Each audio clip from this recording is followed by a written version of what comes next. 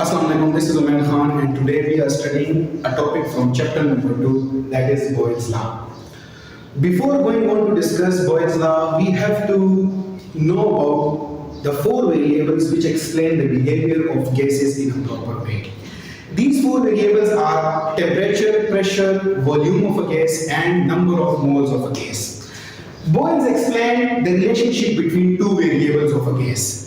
There were volume and pressure. Now, according to his statement, the volume of a given mass of a gas is inversely proportional to the pressure at constant temperature and at constant number of moles. We will explain this statement later, but first we should know about the conditions which we have to follow whenever we are applying Boyle's law. Those conditions are: the temperature must be constant. For example, if we are reducing or decreasing the volume, or if we are increasing the pressure and we are trying to find out the effect of pressure on volume, or trying to find out the effect of volume on pressure, then at that particular moment we have to keep temperature and number of moles of a gas constant.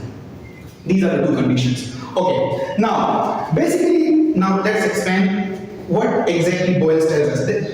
He explained the relationship between these two things, that is pressure and volume of a gas. Now, according to Boyle's law, this is basically a mathematical form of Boyle's law, or we can also say that this is the exact statement of Boyle's law. According to Boyle's law, volume is inversely proportional to pressure, temperature, and number of moles is constant. Here the NO means number of moles. Now we will write it in simple form. V is for volume and P is for pressure. We will end the proportionality sign by putting constant K. Here, according to simple maths, K will be equal to Vp. Now, if you look at this particular diagram, this is condition 1. Now this is a beaker which is filled up with a gas and has this much volume. And obviously, if this is condition 1, this particular gas sample has this much volume, so it will have some specific pressure as well. Now, if we move towards condition 2 and increase the pressure on this gas sample, so increasing the pressure means we are putting some external force per unit area, which is the definition of pressure. Now, what will happen?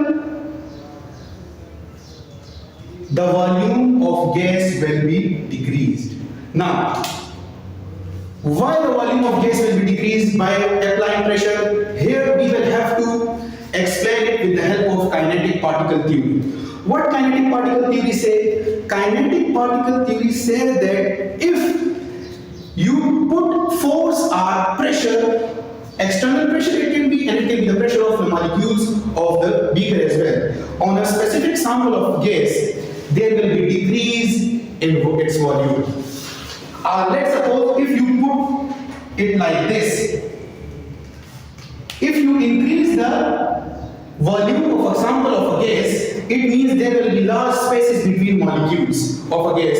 Hence, the pressure of the molecules will be decreased. So in both cases, you can understand it. Now, by applying pressure, the volume will decrease, and by increasing volume, the pressure will be decreased. This is what kinetic particle theory says. We have to explain this law with the help of kinetic particle theory as well. Okay, I think it's clear now. Now, I have already told you this, that K is equal to Vp. Now, what this statement means, or what this equation means? It is basically the second statement or the second form of Boyle's law, which explains us that the product of pressure and volume of a gas is always equal to constant. क्या मतलब है इसका? K अगर हम temperature को constant रखेंगे उस time, ठीक है ना? Now what does this statement mean? Let's suppose this is K is equal to P1 V1 and this is K is equal to P2 V2. Now if you look at this diagram, here it is K is equal to P1 V1 and here it is K is equal to P2 V2. P1 is initial pressure, V1 is initial volume. Similarly, P2 is final pressure and V2 is final volume. In simple words, this particular statement means that the amount of pressure increase here will be equal to the amount of volume decrease in second condition. Or if you look at it in this way, the amount of volume increase here will be equal to the amount of pressure decrease here.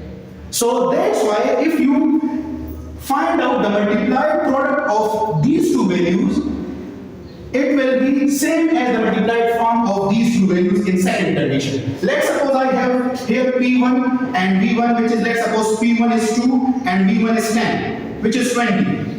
And here P2 is, let's suppose here P2 is 10 and V2 is 2. So it will also be 20. So in both cases the final value is constant, which clearly explains us that the amount of pressure increase will be equal to the amount of volume decrease, or the amount of volume increase will be equal to the amount of pressure decreased. This was all about the Boyle's law statement, the condition which we have to follow whenever we are applying Boyle's law, and diagrammatic explanations as well. Thank you. अब ऐसा कर लीजिए, अब तो ऐसा करिए